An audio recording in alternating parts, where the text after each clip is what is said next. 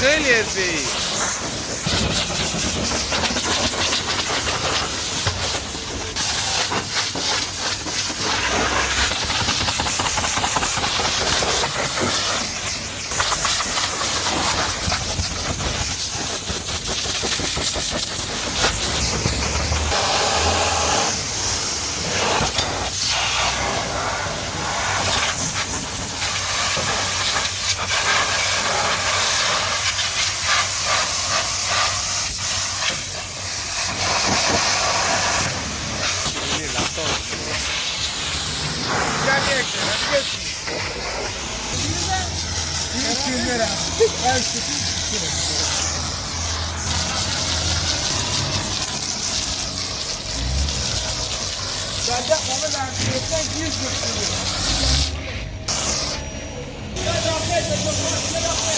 Fark ne ya bu kadar kaydediyor. Maşını mı var?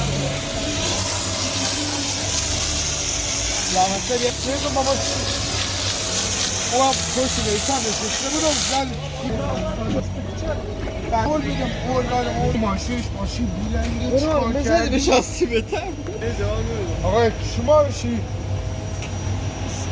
بزنه میخینی زنان چینی گرفت زنگ در شوهر شما خواستم مور بتونه این دیگه آقا نداد تحبیرهای رفته کونم پاره درسم داره خدا. بابا موقع میره شوق دیدی دوستی همش بشیم سال پیش شد دیگه گفت برو ماشین کسی باشته